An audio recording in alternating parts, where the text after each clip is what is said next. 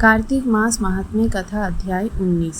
श्री विष्णु ममम हृदय में प्रेरणा करने वाले नाथ, लिखो महात्म्य कार्तिक, रखो सिर पर हाथ। राजा पृथु ने पूछा, हे नारद जी, अब आप यह कहिए कि भगवान विष्णु ने वहां जाकर क्या किया तथा जलंधर की पत्नी का पतिव्रत किस प्रकार भ्रष्ट हुआ।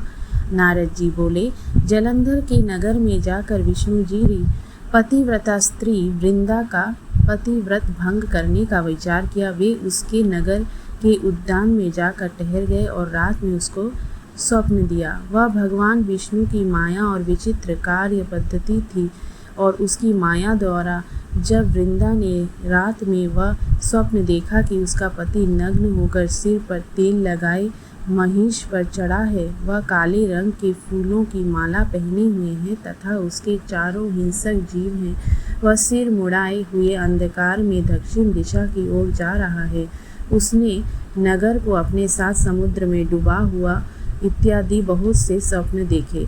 तत्काल ही वह स्वप्न का विचार करने लगी। इतने में उसने सूर्योदय को उदय होते हुए देखा तो सूर्य में उसे एक छिद्र दिखाई दिया तथा वह कांतिहीन था।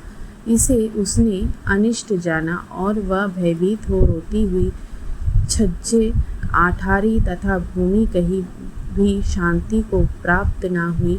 फिर अपनी दो सखियों के साथ उपवन में गई, वहाँ भी उसे शांति नहीं मिली। फिर वह जंगल में निकल गई, वहाँ उसने सिंह के समान दो भयंकर राक्षसों को देखा जिससे वह भयभीत हो भागने लगी।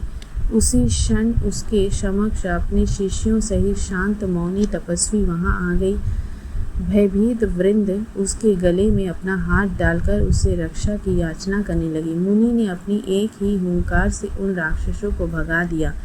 वृंदा को आश्चर्य हुआ तथा भय से मुक्त हो मुनि नाथ को हाथ जोड़ प्रणाम करने लगी।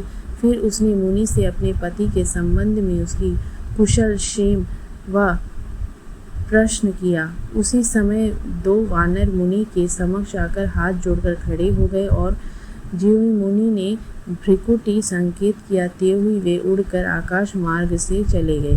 फिर जलंधर का सिर और धड़ लिए मुनि के आगे आ गए। तब अपने पति को मृत हुआ जान वृंदा मूर्छित हो पृथ्वी पर गिर पड़ी और अनेक प्रकार से दारुण विलाप करने लगी। पश्चात उस मुनि से कहा, हे कृपानिधि, आप मेरे इस पति को जीवित कर दीजिए।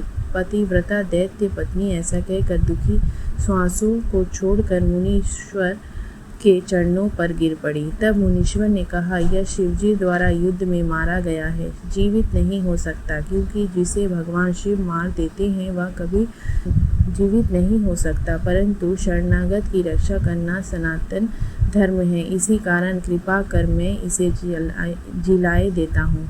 नारद जी ने आगे कहा, वह मुनि साक्षात विष्णु ही थे जिन्होंने यह सब माया फैला रखी थी।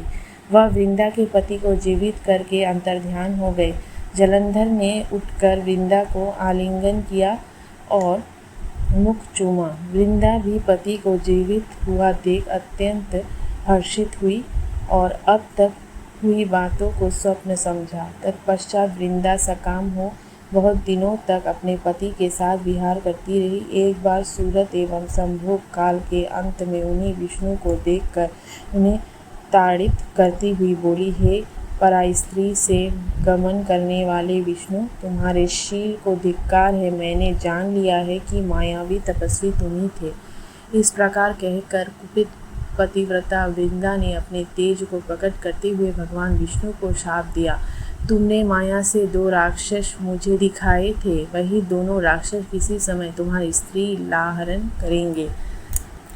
सर्पेश्वर जो तुम्हारा शिष्य बना है, यह भी तुम्हारा साथी रहेगा। जब तुम अपनी स्त्री के विरह में दुखी होकर बिछड़ोगे, उस समय वानर ही तुम्हारी सहायता करेंगे। ऐसा कहती हुई पतिव्रता वृंदा अग्नि में प्रवेश कर गई। ब्रह्मा आदि देवता आकाश से उसका प्रवेश देखते रहे। वृंदा के शरीर का तेज पार्वती जी के शरीर में चला गया। पतिव्रत के प्रभाव से वृंदा ने मुक्ति प्राप्त कर ली। कार्तिक मास महात्म्य कथा अध्याय 19 इति। ओम नमो भगवते वासुदेवाय नमः।